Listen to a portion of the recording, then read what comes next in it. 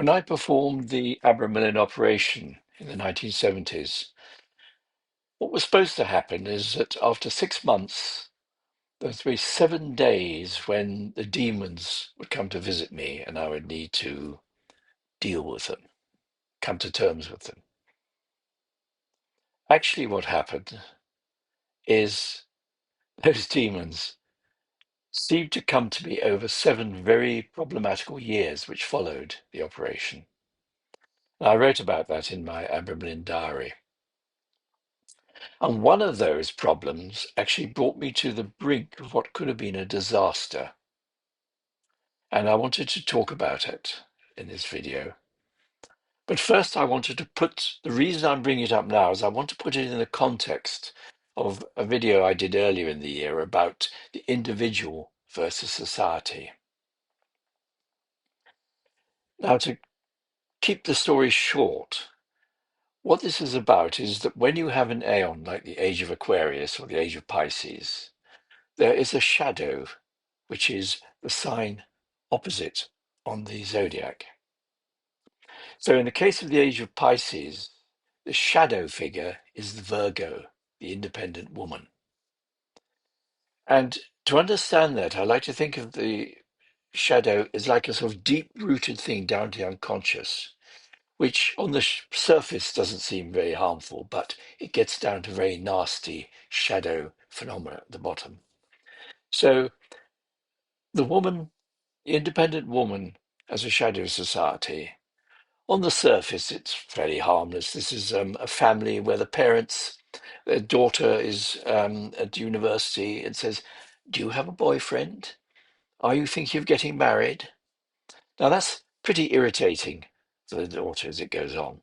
But it's not very serious because what it is they're actually trying to protect their daughter from prejudices in society. They're trying to say, we don't want you to be classified as a spinster or maiden aunt or as a dyke. Um, so we're just interested in how your love life is going. But at a deeper level, see, that is the prejudice in society against the independent woman to be classified in that way. And for some people, this becomes quite extreme. In the case of certain classes of independent women, like a prostitute or a courtesan, they can become figures of hate, be persecuted, even to the point where there are some serial killers that actually target prostitutes, maybe through some religious idea or just a sense of disgust. And of course, we're now going down deep to things like the witch hunts, where lonely widows could be burnt or drowned because you shall not permit a witch to live. So this sort of prejudice that's on the surface of society actually goes down very deep and can be very unpleasant. And that made me wonder, well, what is the equivalent shadow for the Age of Aquarius, which we're supposed to be entering?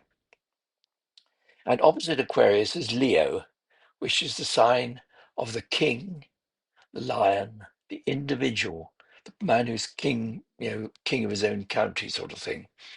And so I was looking for signs that society is beginning to treat the individual as a shadow figure, something to be feared and hated.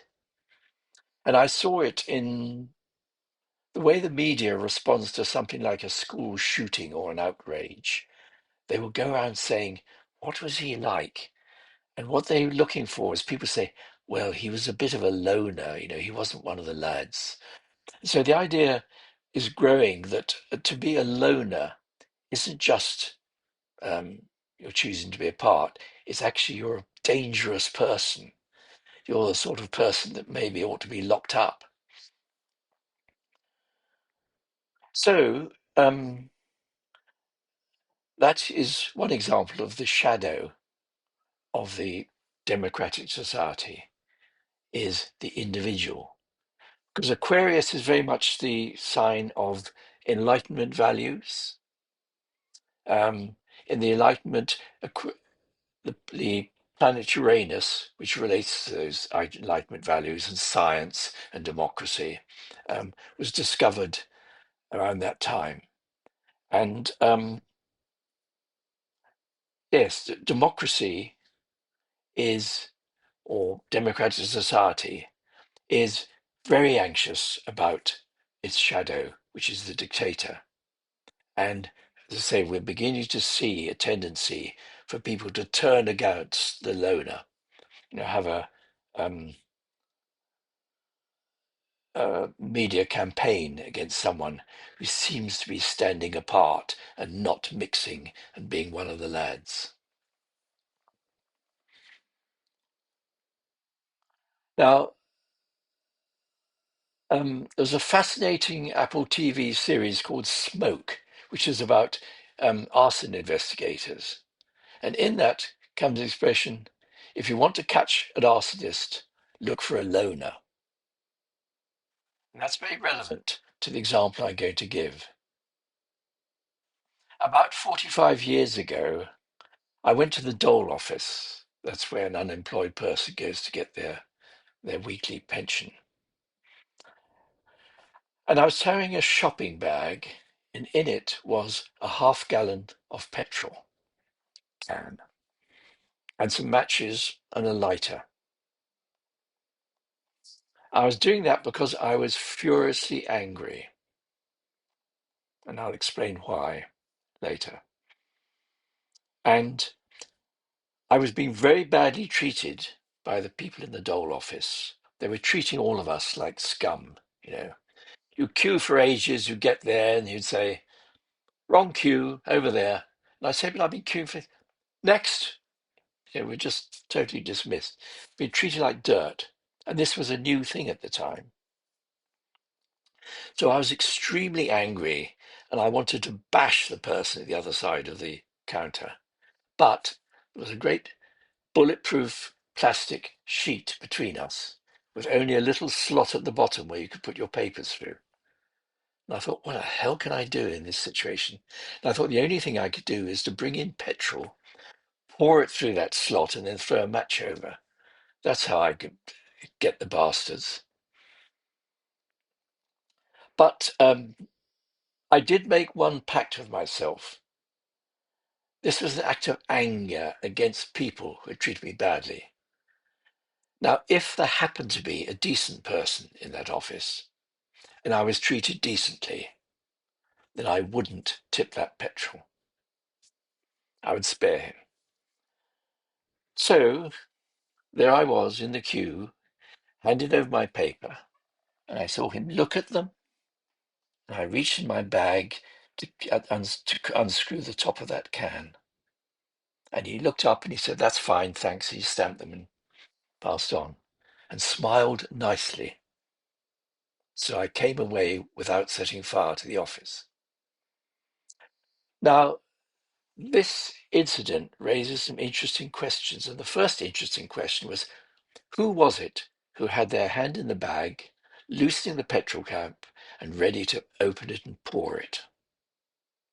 Was it Angerford, the angry young rebel who co-authored Thundersqueak? Was it Lemuel Johnston, the destroyer of gods and the devourer of moralities? Was it Ramsay Jukes, who likes to turn the world upside down so that you can look at it and explore its workings from a different angle? No, it was none of those. The person who was unloosening the petrol cap was Lionel the Loser. As it said in Smoke, if you want to catch the arsonist, look for a loser. And um, looking at my biography, not many people would see me as a loser, but because I'd stormed to success in the academic field as a pure mathematician at Cambridge University, and so on and so forth. So why was I such a loser at that point? Well, as I said, the demons that came to me in those 7 years after doing the Abramelin operation were pretty extreme. I was in and out of work a lot. I was having great difficulty finding a job that suited me. I was my relationship was breaking up. I'd been chucked out, and I was being separated from my baby son. I was having a lot of trouble at work. I was in and out of work. My car was constantly breaking down. So when I did have a job, I was often late to work because I couldn't get it started. I was ill. I had flu about twice a month sometimes. And worst of all, I had an unrequited love affair, which was utterly ridiculous, and I just couldn't allow it to happen. My life was a shambles. But it wasn't so much that made me so angry. It was the way we were being treated, the unemployed. There'd been a change in society. In the 70s, being unemployed was seen as an unfortunate state, and people were very helpful. There was the dole, which was not ungenerous. I was able to do the Abramelin operation on government money. And uh, what was changing was with Thatcher. Thatcher was doing the dictator thing of splitting society by choosing a minority that people could hate. And she picked on unemployed people and single mothers, seeing them as feckless scroungers, living off the money that the taxpayers were paying for them. And they were wasters and probably drug addicts, this, that, the other. Now, in the 70s, there wasn't that such a strong prejudice. And the people I knew who were also on the dole, the friends I made, they were often artists, writers, creative people who are trying to found new businesses. Some of them set up as incense makers. And a group of us, or someone was started a magazine, Aquarian Arrow, which actually became one of the best occult magazines of the 80s. And we were writing for it. I was writing articles, and we were getting on with things. And in the village I lived, I was actually a useful member of society. There was a man there who had a job of restoring church organs, and I helped him out. We worked together, cleaning up the organs so that he could restore them. Uh, I had a neighbor. There was an old couple who I used to help with vegetable gardening, and the man died. And I was able to invite his widow for tea and go and visit her and chat with her and everything, and provided company. I was becoming a member of the village I was in. People knew me and recognized me and saluted me. Whereas when I'd been working there, I would leave the village at 8 o'clock in the morning, come back at 6 at night, stay at home in the evening, and at weekends I'd often be away. So really, I was only using that village as a sort of a dormitory. I was not part of it at all. So when I found with the Thatcher period in the 80s, society was changing. It was becoming like this great big constipated arsehole that was trying to squeeze us out like turds. That's the feeling I had. And it was that made me so furious when I was in the Dole office. Now, that raises another interesting question. What would have happened if I had set fire to the office? If the man hadn't been decent and I was set fire to it? In keeping with this sort of polarized discussion, there are two answers to that. What would happen to me as an individual? What would happen to society? Now, me as an individual, I was angry because of what society was doing to me. At another level, my life wasn't bad. Um, okay, I told you the disasters that were hitting me, but also I was visiting nice places. I was going to meetings of the Magic Circle, and we would going to, I was meeting fellow occultists and we were doing rituals and doing things.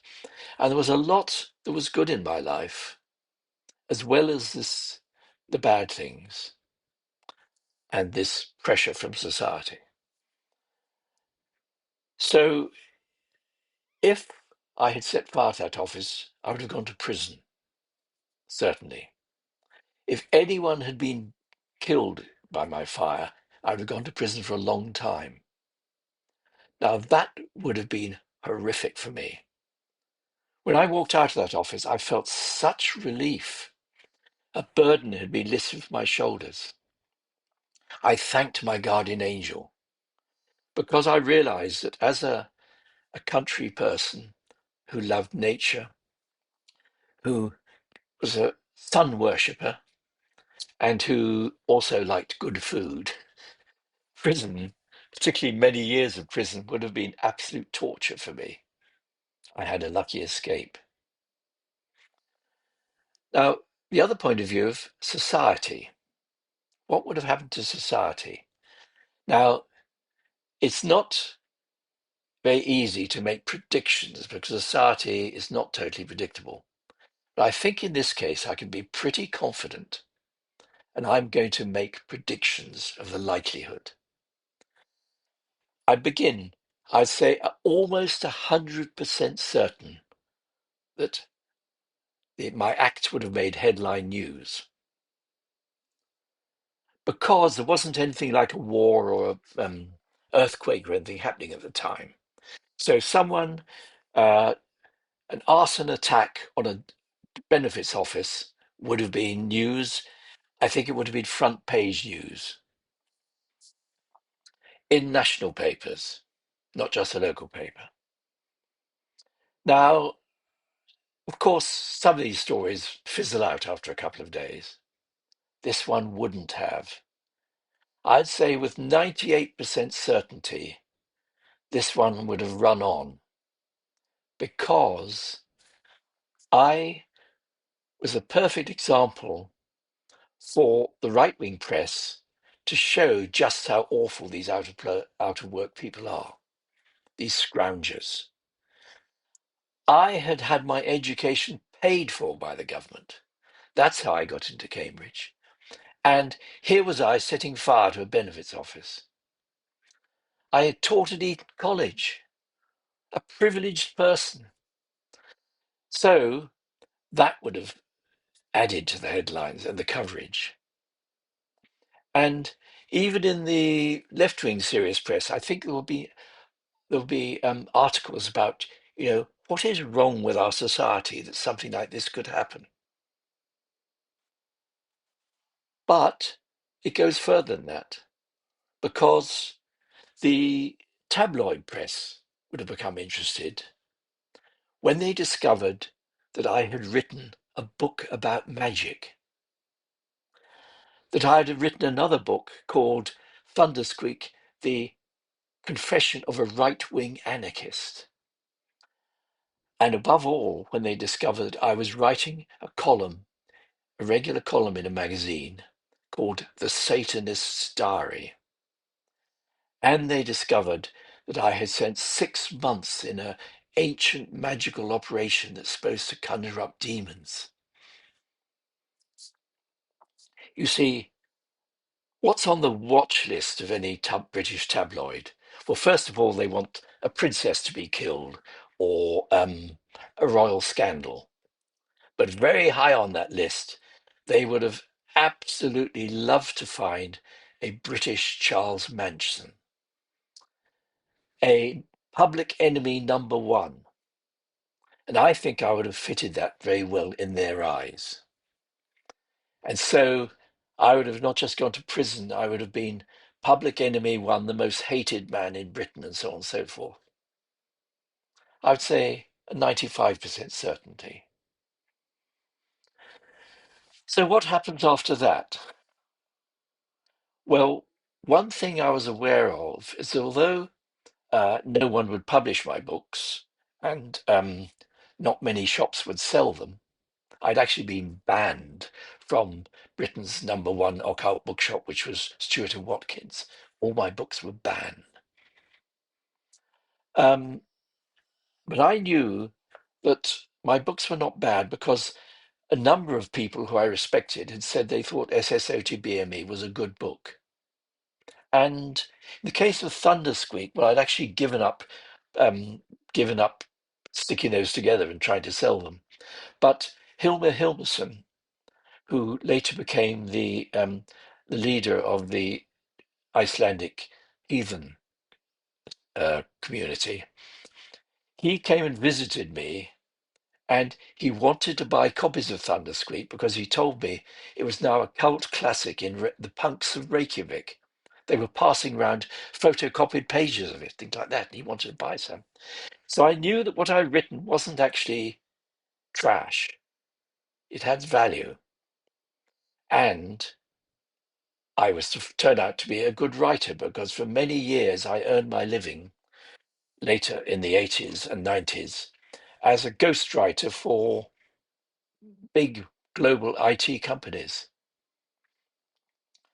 So my next prediction, I'd say 90% certain, is that some enterprising publisher would have realized that here's a pot of gold. A notorious criminal in prison who's quite a good writer and has got a bit of a cult following. And I'm sure my books would have been published and would have sold rather well. Now, ultimately, what would have happened? We're here. I just can't be that sure. But I think there's a good 40% chance that I would now be living the life of a moderately successful retired writer author um, in a small chateau somewhere on the Mediterranean coast.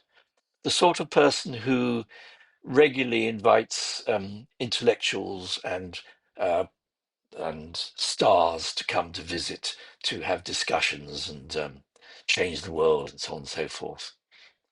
What a lovely thought. But the other side of this is, yes, so that's what I think society would have done with me.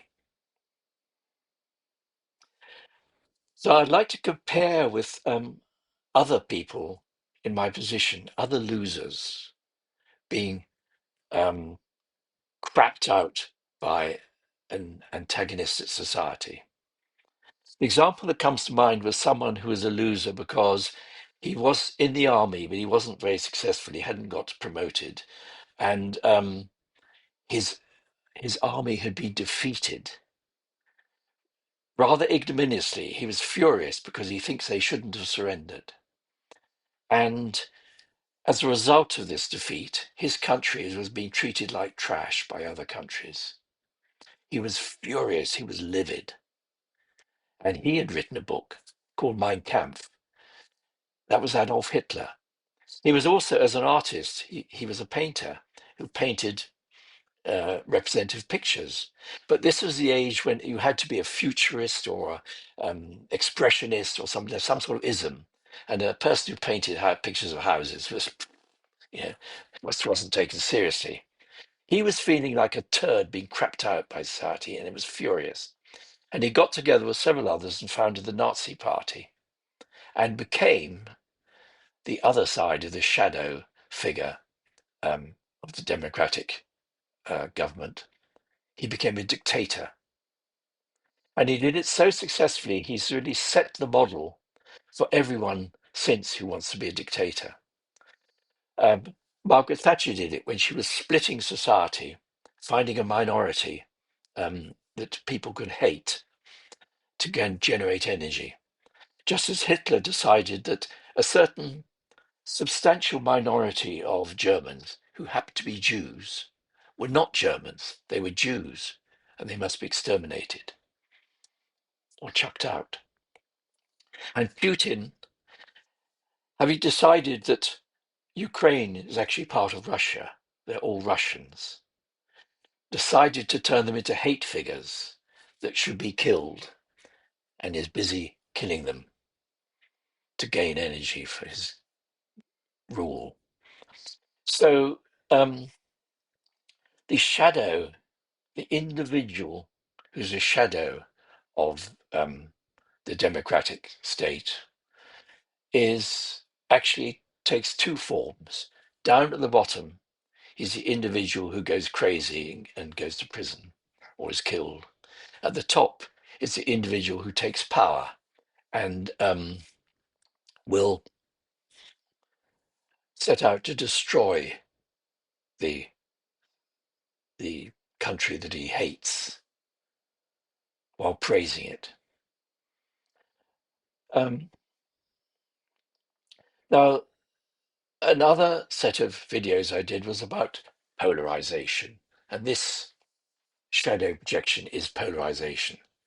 And I pointed out the extent to which the whole thing is bogus, that it's a trick, and that Trickster is actually pulling the strings.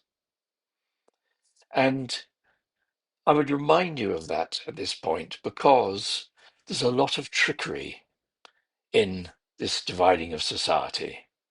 It's a false division that is made and built up in order to create energy for the dictator.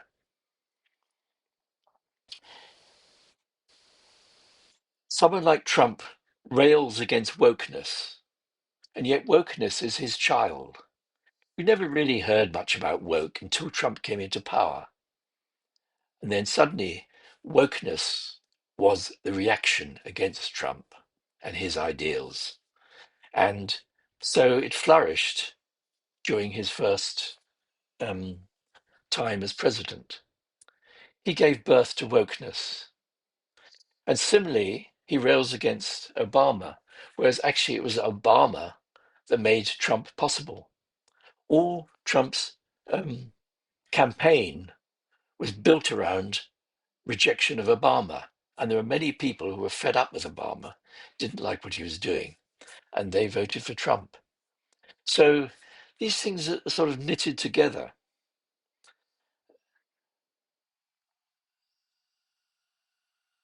Putin was part of the new Russia, which had cast off the communist yoke. And he wanted to be part of NATO, but was refused. He was scorned. He was treated badly.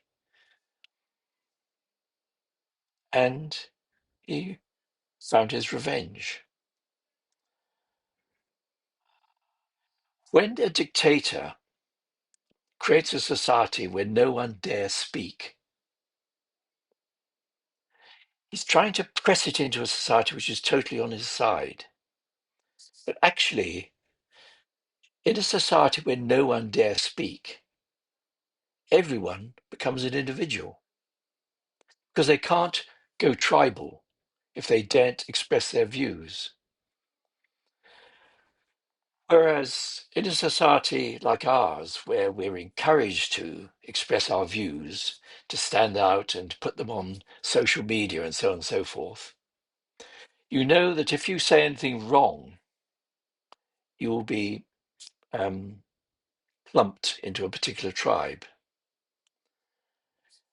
In my last video, I expressed some criticism of Putin, and I had a comment. Someone said, "Why do you hate Russians?" Which is an extraordinary thing to say, because actually I was actually feeling that Putin was treating Russians badly.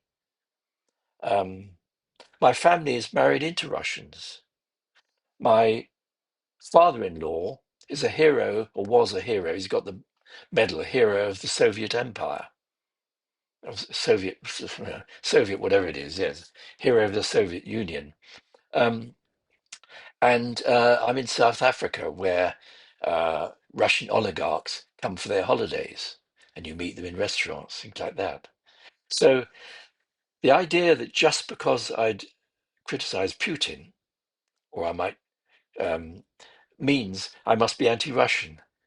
Just as if I said something against Netanyahu, people would say, "Why are you, what's the word, anti-Semite?" A definition of anti-Semitism would half of the Jews in the world would be anti-Semitic in those terms. It's this. Um, it's worth remembering this trickster effect in order not to give in to these automatic polarizations. It's a bogus thing, and it's very active in the world at present. I'm glad I didn't set fire to that dole office. I'm glad that there was someone that was there who was decent enough to break my prejudice against the government. And I think I could have stopped there, well, on a high note.